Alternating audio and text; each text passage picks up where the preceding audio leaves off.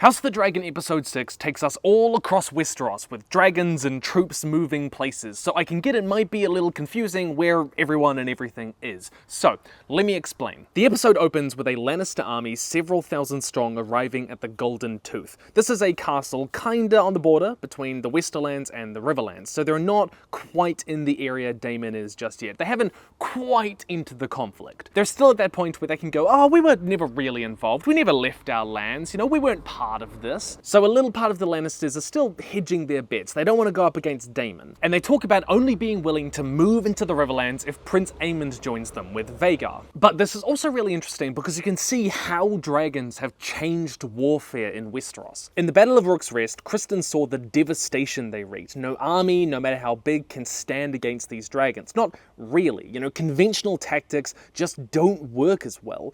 It's a chess game where all you have are pawns against a queen. No wonder the Lannisters don't want to march, knowing what massacre might await them. And so alliances are formed around dragons, you know? The promise of dragons to go to the Vale, to protect them.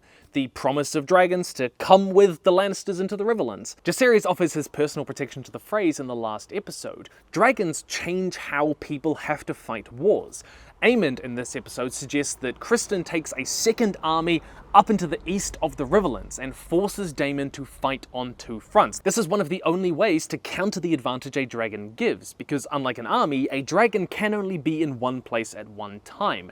And yet, the strategy still means sacrificing thousands of men. But we also see that wars still need armies. Dragons can't really hold ground. They cannot police conquered territory. And so somehow you've got to have these two things working together. Having an army traveling on its own is too vulnerable, and having a dragon on its own can't achieve what you necessarily want. But we also see how dragons mean that people rely more on propaganda and assassination, these kind of underhanded subterfuge sabotage tactics which dragons can't really counter as easily. Aemond in this episode says that he will fly to meet Daemon if his uncle dare meet him. This line is actually very similar to one said by Daemon in the books. But we will have to see whether they meet and in what way that might come about. We also get mentions of the Greens asking the Iron Islands for help. This is the Greyjoys. Now, the Iron Islands are ruled by Delton Greyjoy. He's a kid called the Red Kraken, 16 years old, but he's kind of a little bit fickle, not super keen on supporting the Greens. The Greyjoys have a long history of sort of maybe siding with you, maybe turning against you, maybe just exploiting what's going on for their own aims.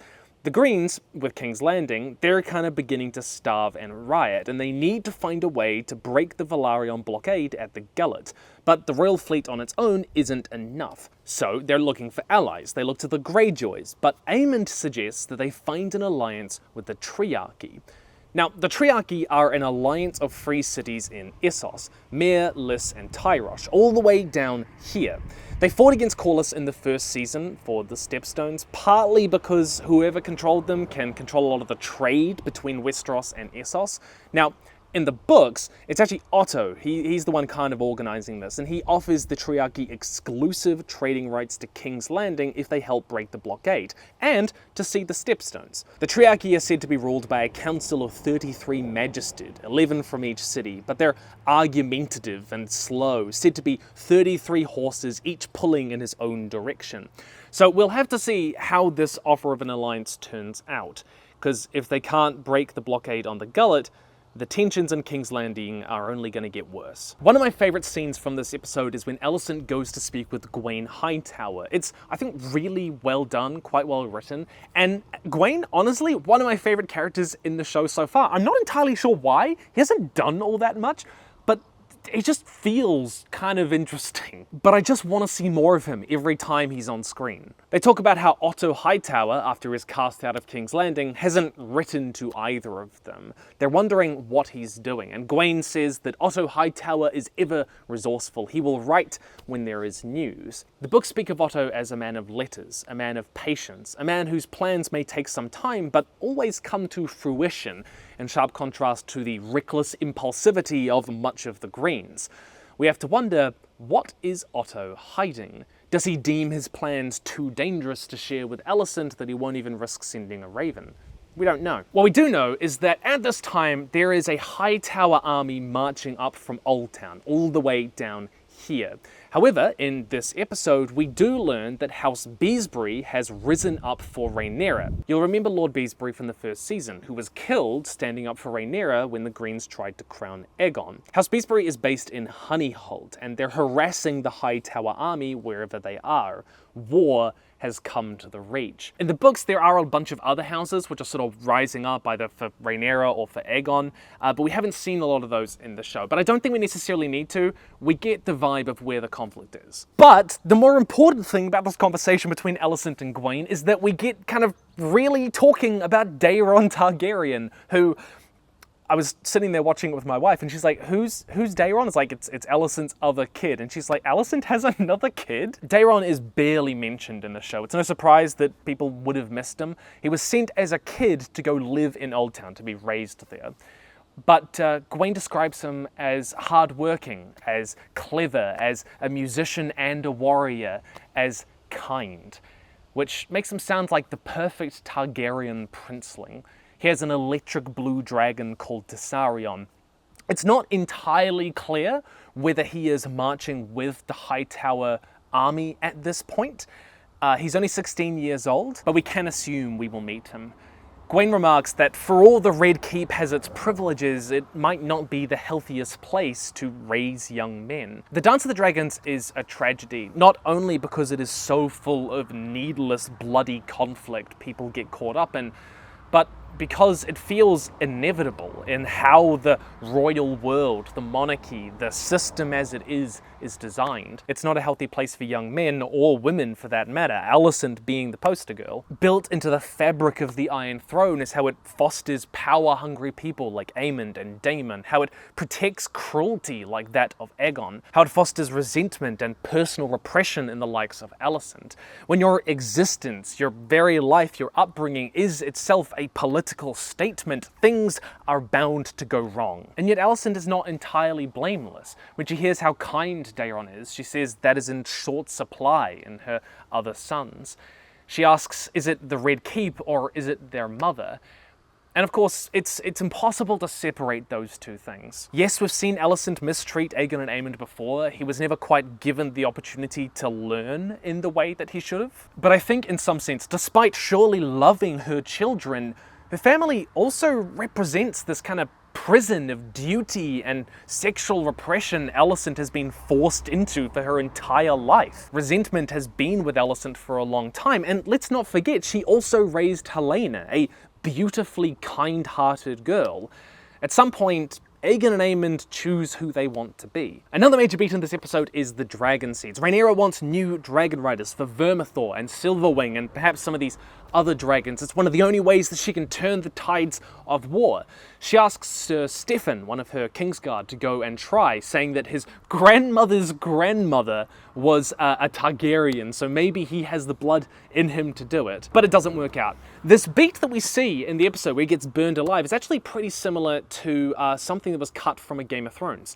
In the books, a Dornish prince called Quentyn Martell goes to Daenerys and tries to tame Viserion, I think it is. And Rhaegal burns him alive for the audacity, even though he did have some degree of Targaryen Valyrian blood. Bloodline purity, more conventionally known as incest, has been a big thing for the Targaryens, largely because their bloodline lets them bond with the dragons. There's some dark magic going all the way back to the Valyria that created some kind of bond between them. Any Valyrian blood Steffan had would have been way too diluted. But this is why Steffan is contrasted with Alan Hull in this episode, the bastard son of Corlys Velaryon. In the books, he's supposedly Laenor's son, but probably not. The point is, the Velaryons have Valyrian blood. That's why they have dragons. But part of the reason I like that Rhaenyra wanted to only have kind of highborn lords riding the dragons is it speaks to how dragons aren't just incredibly powerful weapons, but they're tools of reinforcing the system as it is, this kind of class system of lords and peasants. If a lowborn person mastered a dragon, it might blur the line between the Targaryens, who are supposedly better by nature, they're closer to the gods, Daemon says. than they really are, when in fact they're just kind of people born into the right house. There's been these hints in House of the Dragon of people realizing the Targaryens, the dragons, are not gods. As they cart Meleys' head through the streets of King's Landing, they realize that it's just meat, another animal. That line between them and the Targaryens is beginning to break and fade away, and we have to wonder, what realization would that lead to? Bastards born from the Targaryens or Dragonstone are called dragon seeds, kind of like Jon Snow is called Snow. Now in the books, the gathering of the dragon seeds is a bit more of an event, like tons of people come to Dragonstone to try out, to audition. And we haven't quite seen that yet in the show. It may still come, I don't know, but it is interesting to see how they're handling it a little bit differently. But speaking of dragons, there is supposedly one in the Vale. It kills sheep, it steals them. I wonder what name they might have for a dragon like that. Now I am slightly skeptical of this storyline. Let me tell you why. Very slight spoilers. If you don't want anything, then skip to this timestamp.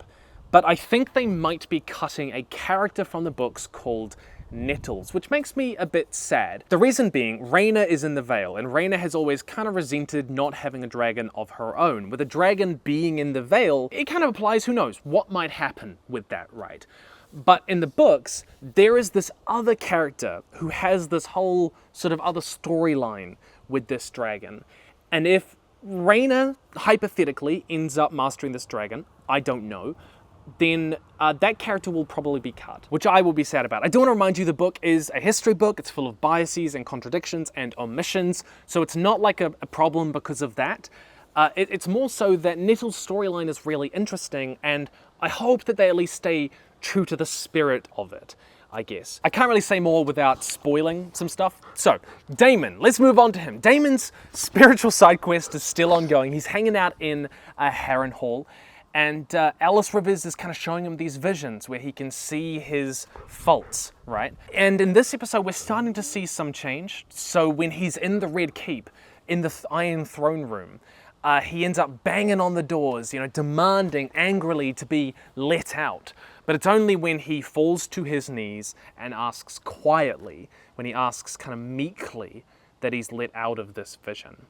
It speaks to potentially where they're taking Daemon's character. I don't know. The book honestly doesn't tell us a huge amount about what's going on at this point for Daemon, and so there's a lot of room for interpretation, for elaboration. And in this episode, when Daemon demands answers as to what is happening to him, Alyce Rivers says, "There are older things at work here than you or I. You are not a player, you are a piece on the board," which is like Daemon's worst nightmare. He wants to be the player, but I have to wonder, what does this mean?